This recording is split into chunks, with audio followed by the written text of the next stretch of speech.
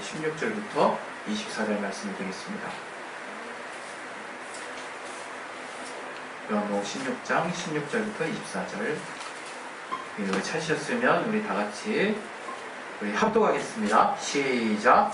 조금 있으면 너희가 나를 보지 못하겠고 또 조금 있으면 나를 보리라 하시는데 제자 중에서 서로 말하되 우리에게 말씀하신 바 조금 있으면 나를 보지 못하겠고 또 조금 있으면 나를 보리라 하시며 또 내가 아버지께로 가리라 하신 것이 무슨 말씀이뇨 하고 또 말하되 조금 있으면이라 한 말씀이 무슨 말씀이뇨 무엇을 말씀하시는지 알지 못하노라 하거늘 예수께서 그 묻고자 함을 아시고 가시되 내 말이 조금 있으면 나를 보지 못하겠고 또 조금 있으면 나를 보리라 하므로 서로 문의하느냐 내가 진실로 진실로 너희에게 이르노니 너희는 곡하고 애통하리니 세상이 기뻐하리라 너희는 근심하겠으나 너희 근심이 도리어 기쁨이 되리라 여자가 해산하게 되면 그때가 이르렀으므로 근심하나 아이를 낳으면 세상에 사람 난 기쁨을 인하여 그 분홍을 다시 기억지 아니하느니라 지금은 너희가 근심하나 내가 다시 너희를 보이니 너희 마음이 기쁠 것이요 너희 기쁨을 빼앗을 자가 없느니라 그날에는 너희가 아무것도 내게 묻지 아니하리라 내가 진실로 진실로 너희에게 이르노니 너희가 무엇이든지 아버지께 구하는 것을 내 이름으로 주시리라 지금까지는 너희가 내 이름으로 아무것도 구하지 아니하였으나 구하라 그리하면 받으리니 너희 기쁨이 충만하리라. 아멘. 오늘 이 말씀 통해서 하나님이 우리 또 진리로 자유한교회 각각의 성도들 심령에 주시는 말씀이 있을 것입니다. 그 말씀을 내가 받을 수 있도록 또 받고 순종할 수 있도록 하나님 정말 내게 마음밭을 열어주시고 들을 길을 허락해달라고 이 시간에 우리 예수여 한 번씩 기도하겠습니다. 예수여! 하나님 아버지 우리의 심령을 듣도록 주시옵소서. 우리의 마음을 붙들어 주시옵소서. 하나님께 우리의 마음을 소용없이 붙들리고 주님 앞에 나아갈 수 있게 하시고 주시옵소서. 성령 충만하게 주시고 알게 하여 주시옵소서. 깨닫게 하여 주시옵소서. 붙들어 주시고 인도해 주시옵소서. 주님 우리 가운데 함께 하시고 하나님의 역사하시는 귀한 은혜가 우리 안에 넘칠 수 있도록 아버지 이 시간 또 정말 아직 함께하지 않은 자들을 저의 발걸음을 속히 인도해 주시고 아버지 도와주시옵소서. 성령으로 깨닫게 주시고 인도해 주시옵소서. 주님이 알게 하시는 기쁨 안에 우리 모두를 정말 몰아가 주시고 주님이 또 깨닫게 하시는 그 기쁨으로 우리를 붙들어 주시고 인도해 주시옵소서. 성령 충만하게 주시고 인도해 주시옵소서. 예수 이름으로 기도했으면 주시옵소서. 우리 하나님은 기쁨의 근원이 되십니다. 우리 하나님만이 우리에게 참 기쁨을 주실 수 있으세요. 우리가 아마 여러분이 다들 적게는 20년으로부터 시작해가지고 21년인가요? 길게는 우리 예수를 바라보는 분들까지 다양하지만 인생을 살아보셔서 아실 것 같아요. 어렸을 때는 정말 이 세상에 있는 기쁨으로 만족할 수 있었다라고 하는 그 동심이나 그 좀 착각이 있었던 것 같아요. 그래서 우리가 삶이 힘들 때 내가 그때 참 좋았는데 이런 생각 하잖아요. 마치 어렸을 때 아무 근심과 고민 없이 물놀이를 하고 친구들과 소꿉장난을 하고 오로지 딱지의 세계가 전부인 양, 로봇의 세계가 전부인 양 우리가 그리 넓지 않은 세계를 보지 않아도 행복했던 그 시간들을 떠올립니다. 그래서 그 행복감에 젖죠. 그리고 그때를 추억해요. 그리고 마치 그때가 우리의 마음의 고향인 것처럼 그때를 이렇게 그려봅니다. 그러나 우리가 또 이제 인생이라는 걸 살면서 살아가면서 점차 느끼게 되죠. 그게 그때 느꼈던 하나님이 정말 그 어린 세대에게만 주시는 기쁨이었을지 몰라도 실상은 아니었구나. 결국에는 우리가 처한 이 현실이라고 하는 것이 결코 뭐 하나 쉽지 않게 굴러가는 것이고 참 이 땅에는 근심과 고통이 끊이지 않고 또 헤어짐의 슬픔이 계속되는 것이구나 하는 것을 알게 되는 것 같아요. 물론 여러분 중에는 부모님을 여의신 슬픔이 이제 있고 그것을 아련한 추억으로 가지고 계신 분도 있을 줄로 믿습니다. 저도 저희 이제 부모님이 연세가 이제 꽤 되셨기 때문에 또 언제 그분과 이별을 구할지 모르는 그런 마음을 갖게 돼요. 그래서 항상 마음속에 한편으로는 부모님과 계속 함께 할 수 없다라는 그 어떤 한계 상황 때문에 당장 현실적으로는 내가 그러면 어떻게 살아야 되지라는 고민과 함께 또 그분을 또 갑자기 어느 날 계속 못 본다라는 생각을 해버리면 굉장히 또 이렇게 서운한 마음이, 이렇게 우울한 마음이 이렇게 확 들기도 해요. 그러나 우리가 알아야 되는 것은 바로 이 세상이 그러한 곳이라는 거죠. 이 세상이 첫째 사망, 그 육체의 사망이 있는 곳이고, 또 정말 근심과 슬픔이 끊이지 않는 곳이 사실은 우리가 사는 이 세상이라고 하는 곳이에요. 그래서 이것을 영적으로는 우리가 성경에서 말하는 바와 같이 음부라고 말하고 있죠. 음부, 어두운 곳이라고. 그래서 우리가 사실 정말 기쁨이라는 것을 생각했을 때는 잠깐의 기쁨인 것 같아요. 잠깐. 그리고 우리가 무언가에 만족하지 못하게 된다면 그 기쁨은 빠른 속도로 우리 안에서 정말 앗아가지고 그 기쁨을 유지하기도 힘든 그러한 삶을 살게 되지 않나 싶습니다. 그래서 우리 믿는 자들에게 있어서 이제 진정한 기쁨이라고 하는 것은 이제 천국에 갔을 때예요. 천국에 갔을 때. 우리 말씀 한번 찾아볼 텐데요. 말씀에 우리 계시록 21장 4절 한번 볼게요. 계시록 21장 4절.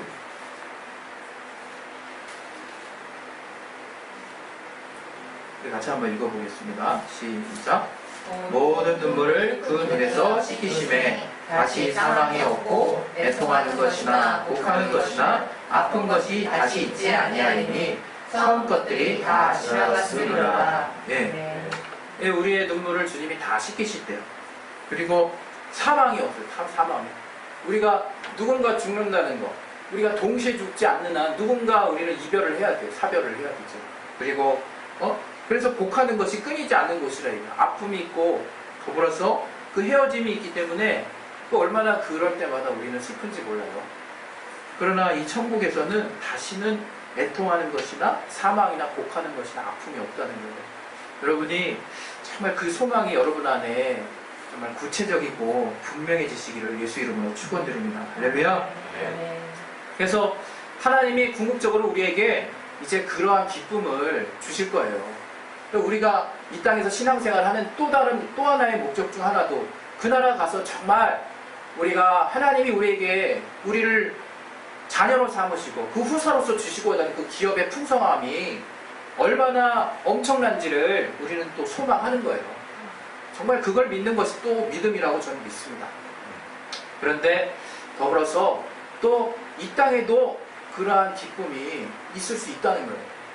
성경에는 마태복음 16장 18절에 하나님이 이 땅에 베드로의 그 믿음의 고백을 통해서 교회를 세우신다 그랬어요. 그래서 그 교회 가운데 음부의 권세가 이기지 못하게 하셨어요. 다시 말하면 그 어둠의 세력, 그 어둠이 갖고 있는 사망과 사망의 세력과 그 어둠이 갖고 있는 그 슬픔과 고통과 그 어둠이 갖고 있는 그늘을 우리에게서 싹 물러가게 하실 교회 안의 권세를 우리에게 주셨다는 거예요. 여러분이 나는 음부의 권세를 이기는 자구나 할 때 단지 그냥 마귀와 싸우거나 마귀를 싸워서 이기는 어떤 그런 영적인 어떤 뭔가를 상상할 수도 있지만 실제적으로 그로 말미암아 우리에게 얻어지는 삶의 모습이 어떠한가를 저는 여러분이 더 이렇게 생각해 보셨으면 해요. 그 모습의 가장 구체적인 모습은 기쁨이 있는 삶입니다. 기쁨이 있는 삶. 자, 우리 한번 오랜만에 잘 안 하지만 따라해 봅시다. 예수 믿는 삶은 기쁨이 있는 삶이다. 기쁨이 있는 삶이다. 네, 진짜 그래요. 예수 믿는 삶은 기쁨이 끊어지지 않는 삶이에요. 우리가 그거를 알게 되는 게 바로 믿음인 것이고 그거를 알게 되는 게 신앙인 거예요. 물론 여러분이 우리가 살면서 이 육체가 이 땅에 머물고 있기 때문에 우리가 예수 믿는다고 해서 그 고통이 우리만 예수 믿는 자들만 싹 다 이렇게 비켜가는 건 아니에요. 그러나 정말 감사한 것은 그런 어떤 동일한 고난과 또 고통과 어려움 속에서도 예수 안에 들어간 자들만이 누릴 수 있는 그 기쁨을 누릴 수 있는 비결을 하나님이 우리에게 능히 알게 해주신다. 그것은 단지 나의 어떤 마인드 컨트롤로 이루어지는 그런 어떤 생각의 영역뿐만 아니라 내가 정말 하나님을 믿고 주님 안에 들어가면 주님이 실제적으로 체험하게 하시는 기쁨이라 해요. 그래서 저는 여러분이 우리가 신앙생활할 때 내게 과연 기쁨이 있는가를 신앙의 척도로 점검을 해봤으면 좋겠어요. 물론 우리의 삶은 늘 기쁘지 않다는 것을 항상 여러분은 가장 중요한 가치를 생각하는 줄 생각합니다. 그러나 우리의 보이는 실상이 실상이 아니라는 것을 저는 여러분이 더 믿었으면 좋겠어요. 주님이 하신 말씀이 정말 실상이라는 것을 우리가 더 믿음으로 확 끌어당겼으면 좋겠어요. 주님이 우리에게 하시는 말씀은 무엇이냐? 오늘 본문에 하신 말씀이에요. 본문의 제자들이 주님이 갑자기 주님이 이상한 말씀을 하기 시작하시는 거예요. 조금 있으면 내가 어디로 간다는 얘기를 하시지 않나? 아버지께로 간다는 얘기를 하시지 않나? 조금 있으면 너희가 나를 못 본다는 말씀을 하시지 않나? 제자들이 그런 말씀, 주님이 하시는 말씀들을 평소에 귀 기울여 들었는데 그날따라 그 말씀을 막 그냥 구구절절하게 하시는 그 내용들을 참 들으면서 되게 마음에 불안함이 있었던 것 같아요. 주님이 지금 무슨 말씀을 하시는 건가? 지금 우리를 떠난다는 얘기를 하시는 건가? 지금 도대체 무슨 말씀 하시는 거지? 그 제자들은 적지 않게 마음에 심란함이 있었던 것 같아요. 이 내용을 통해서 볼 때. 그러나 주님이 이어서 계속해서 제자들에게 말씀을 해주십니다. 조금 있으면 너희가 정말로 나를 보지 못하게 될 것이다. 그 십자가의 그 죽음의 그 정말 이별. 제자들이 이제 주님을 잃었다는 큰 슬픔이 있겠죠. 너희들이 큰 근심에 빠지고 어려움에 빠질 것이지만 조금 있으면 또 내가 너희한테로 오리라. 너희를 다시 보리라. 주님이 그렇게 말씀해 주신다 이거. 그래서 마치 그것을 어떻게 비유했냐면 이 아이를 가진 우리 산모, 우리 어머니가 그 잉태 이제 해산할 때가 가까이 오면 아마 우리 산모가 엄청 잘 알지 않을까 싶어요.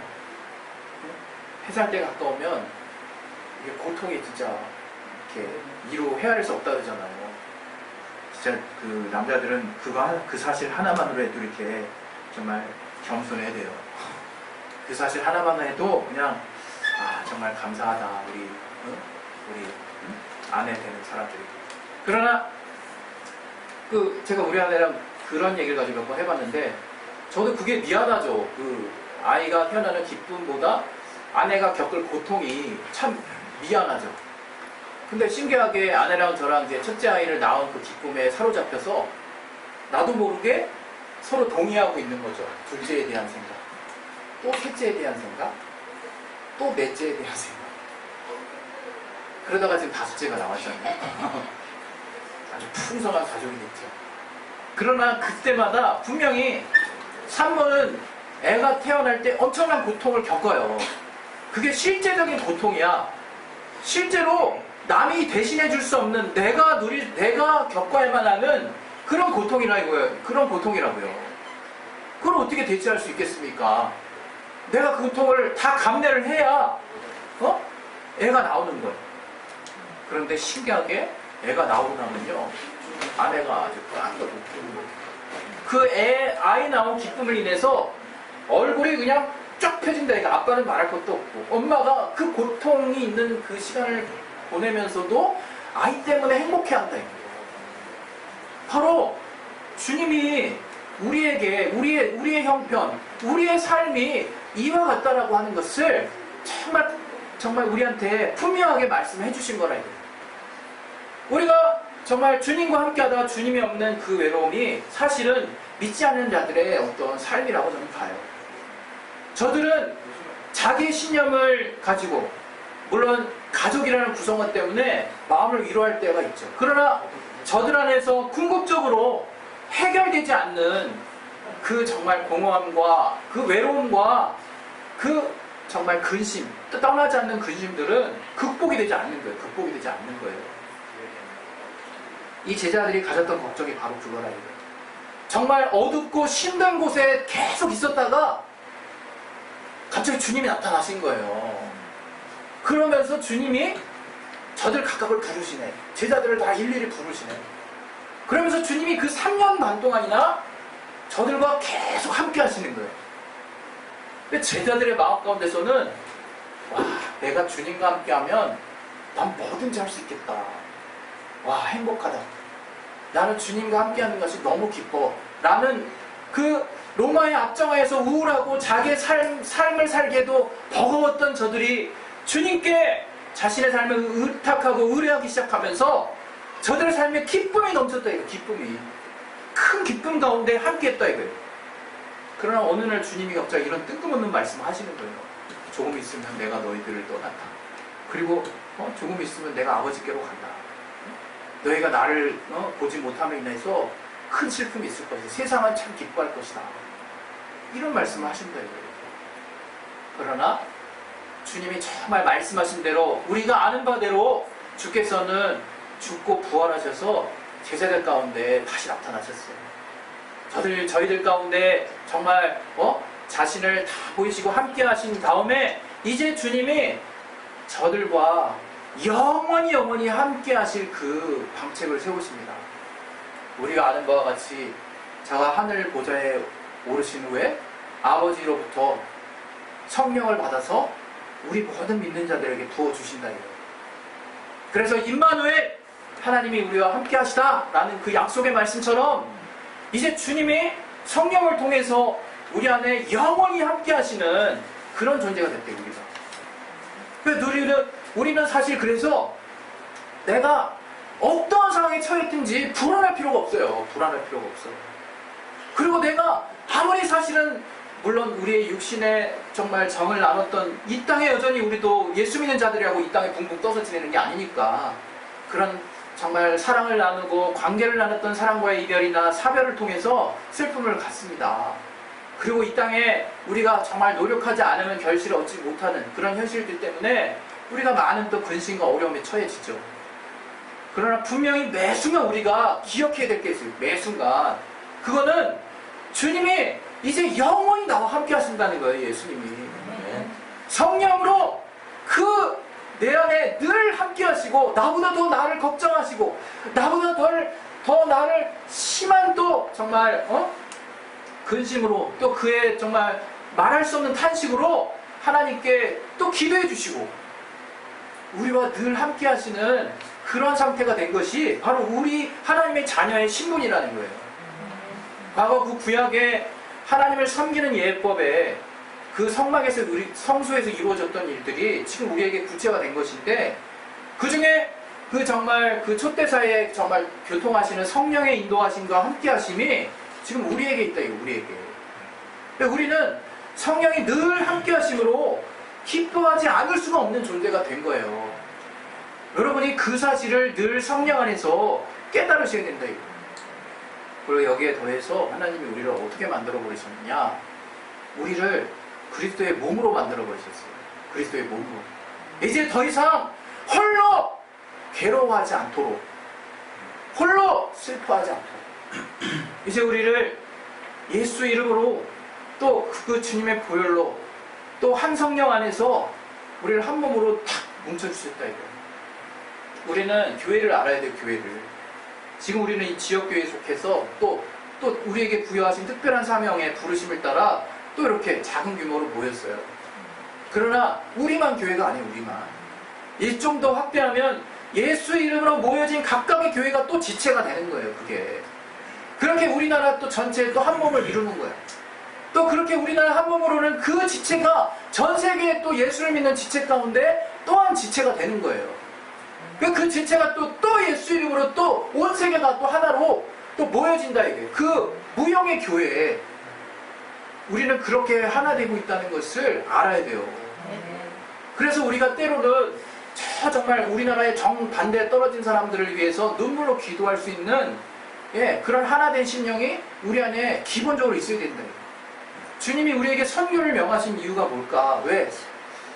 땅끝까지 정말 주님이 정말 온 세계에 편만하게 펼쳐놓으신 하나님의 자녀요, 하나님의 형제요, 자매들을 정말 주님이 원하시기 때문에 그들과 함께하기를 원하시기 때문에 우리는 그 사명을 주님 만나는 날까지 끝까지 갖고 있어야 되는 우리는. 저는 교회가 정말 또 이렇게 작은 또 교회로 모여서 이렇게 하나 된 것에 저는 큰 의미를 또 가져요. 왜? 이것이 곧 하나님이 우리를 기쁨이 배가가 되게 하시고 또 슬픔을 나누게 하시는 비밀이 있다고 생각하는 거거든요. 여러분 정말 때로는 신앙생활 할 때 정말 힘들 때가 있습니다. 하나님이 나와 함께 하신다는데 왜 이렇게 힘들지? 이런 생각 들 때가 많아요. 그때 하나님이 보조장치로 머리 계신 주님 안에 우리가 다 모여서 각각 주님을 찾는 것이 아니라 그 각각 찾는 그 모임을 각각 한 몸으로 또 부르셔서 서로 간에 위로받고 정말 그 상처를 나누고 교통하게 하셨다는 거예요. 그래서 우리가 그 하나님으로 말미암은 기쁨을 어떻게든지 유지할 수 있도록 우리에게 하나님이 2중 3중으로 장치를 해놓으셨다는 것을 기억하셔야 돼요. 그냥 여러분 그냥 마치 그냥 나 왜 이렇게 내 생각에만 깊이 빠져서 왜 이렇게 힘들지, 나는 왜 이렇게 어렵지, 내 안에 하나님 계시다는데 왜 이렇게 정말 이렇게만 생각할 일이 아니라 이거예요. 우리가 잠시 눈을 떠서 내 안에 주님께서 나보다도 나의 삶을 놓고 상심하고 계신다는 거, 또 나를 주님의 선한 길로 인도하시기를 주님이 정말 몸부림치고 계신다는 것을 여러분이 깨달으실 뿐만 아니라 또 그렇게 고민하는 또 우리의 지체들을 또 하나로 뭉쳐주셔서 교회 안에 서로 정말 교류하게 하셨다 이거, 교류하게 하셨다 이거. 그게 우리가 교회의 몸의 지체인 거예요. 그래서 기쁨이 될 때 그 기쁨을 나눌 수 있는 정말 그러한 곳이 바로 또 우리가 각각 모인 그 교회라고 하는 곳이에요. 저는 하나님의 기쁨을 정말 이제는 좀 달리 생각해요. 하나님이 우리에게 주신 기쁨을 이제는 분명하게 여러분이 자신 안에 딱 두시는 여러분의 정말 신앙이 되셨으면 좋겠어요. 이제 내가 하나님께 기도했을 때, 옛날엔 그랬어요. 옛날엔 하나님, 내가 정말 이게 주님의 말씀이고 이게 정말 내가 세상의 유혹입니다. 내가 주님의 말씀 붙들 수 있게 도와주세요. 이렇게 우리가 기도를 많이 했다. 지금도 우리가 그렇게 기도하죠. 그러면 나는 좀 더 나아가기를 바라요. 조금만 더 나아갔으면 좋겠어요. 뭐냐? 주님이 과연 나의 이러이러한 선택 가운데 주님이 가장 기뻐하실 일은 무엇일까? 주님이 가장 기뻐하실 일은 과연 내가 어떠한 삶을 사는 것일까? 과연 그렇게는 생각을 못하는 것인가 우리가 정말 사는 세상에서 정말 하나님 정말 우리를 책임지지 못하시는 분인가? 그렇지 않거든요. 정말 우리는 우리의 신앙을 막 정말 천국을 침노하는 자의 모습처럼 계속 정말 전진해 나가야 된다고 저는 믿습니다. 우리의 믿음이 마지노선과 같이 믿음의 하한선에서 막 바둥바둥 되는 거는 참 정말 답답한 거예요. 하나님이 우리 안에 너무 많은 가능성과 그 믿음으로 침노할 수 있는 너무 많은 그 신령한 것들을 우리에게 주셨는데 우리가 단지 그 밑에서 세상으로 나갈까? 아닙니다. 내 안에 들어올게요. 이렇게 그거 가지고 맨날 평생 왔다 갔다 한다면 얼마나 하나님이 주실 것들 다 주님이 조금만 더 나아가면 주실 것들이 뚝뚝뚝 내게 떨어지는데 그것들 못 본다니 그것들. 그러려면 우리가 하나님의 기쁨에 동참해야 돼요. 정말 하나님이 기뻐하시는 일에 내가 이제 반응하기 시작해야 되는 거예요. 주님과 함께하는 삶. 그래서 정말 하나님이 나를 통해서 기쁨을 얻을 수 있는 그 삶이 나에게 기쁨이 될 때 그때 여러분의 삶에 진정한 기쁨이 무엇인지가 깨달아질 것이라고 믿습니다. 그것이 우리가 아는 것들이 우리가. 바울은 그랬어요. 나의 기쁨이여 면류가 아닌 너희들이라고 이렇게 표현을 했잖아요. 바로 그런 것들이에요. 교회. 그래서 하나님 우리에게 기쁨을 어떻게 주셨느냐? 요한복음 한번 볼게요. 요한복음에 우리 바로 옆장인데요. 15장에 10절, 11절 보세요. 우리가 너무 잘 아는 말씀이죠. 요한복음 15장 10절, 11절 우리 같이 한번 읽어보겠습니다. 시작. 내가 아버지의 시작. 요한복음 15장 10절, 11절 시작. 내가 아버지의 계명을 지켜 그의 사랑 안에 거하는 것 같이 너희도 내 계명을 지키면 내 사랑 안에 거하리라. 내가 이것을 너희에게 이름은 내 기쁨이 너희 안에 있어 너희 기쁨을 충만하게 하려 함이니라. 이 주님이 지금 뭐라고 말씀하시냐면 내가 아버지의 계명을 지켜서 아버지의 사랑하는 것과 같이 너희도 또한 그 아버지의 계명을 지키면 아버지의 사랑 또 내가 너에게 주는 그 사랑 안에 거할 수 있게 될 것인데 그것을 통해서 너희가 정말 내가 너에게 주고자 하는 기쁨이 무엇인지를 구체적으로 체험할 수 있다는 거예요. 우리가 하나님의 계명을 지키는 것이 괴로운 게 아니라요. 괴로운 게 아니에요. 매번 얘기하지만 우리 하나님이 우리를 어떻게 여기시는지 아까 우리 찬양 인도자도 그런 얘기를 했어요. 하나님이 정말 모태로부터 나를 택하시고 찬양하는 존재로 지으신.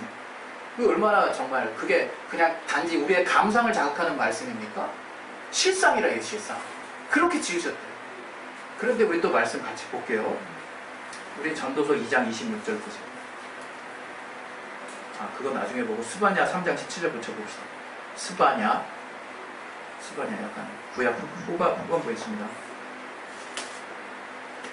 스바냐 3장 17절 찾으셨습니까? 찾으셨으면 같이 한번 읽겠습니다. 시작. 너의 하나님 여호와가 너의 가운데 계시니 그는 구원을 베푸실 전능자시라. 그가 너로 인하여 기쁨을 이기지 못하여 하시며 너를 잠잠히 사랑하시며 너로 인하여 즐거이 부르며 기뻐하시리라 하리라. 예. 믿습니까? 네. 우리 하나님이 우리를 이렇게 보신다는 거예요. 우리 하나님이. 예? 우리 하나님이 우리를 이렇게 사랑하셔서 우리에게 이제 저의 아들을 통해서 우리가 어떻게 하나님을 섬기는지를 먼저 보여주시고 우리가 또한 그런 동일한 길을 가기를 소망하신다는 거예요. 우리가 이 말씀, 우리를 이렇게 사랑하심으로 우리에게 무엇을 주셨어요? 계명을 주셨다, 이게 계명을. 그 계명을 우리가 순종하는 걸 통해서 하나님이 내게 주시고자 하는 기쁨이 무엇인지를 빵 터지게 하셨다는 거예요, 우리에게. 그 기쁨을 알아야 우리가 신앙생활을 동력이 생기죠. 무슨 신앙생활을 무슨 고행으로 합니까? 수도합니까, 우리가? 기쁨이 없이 어떻게 주님을 만나요, 우리가? 참 하나님 우리에게 그런 기쁨을 예비하셨다, 이게. 그 계명을 순종하는 가운데. 마지막으로 그 계명이 무엇인지 우리가 아는 바를 다시 한번 또 우리 나누겠습니다. 그 계명이 뭡니까? 서로 사랑하라, 서로 사랑하라. 우리 같이 한번 또 말씀 볼 텐데요. 우리 요한일서 4장 20절, 21절 보겠습니다. 요한일서 4장 20절, 21절.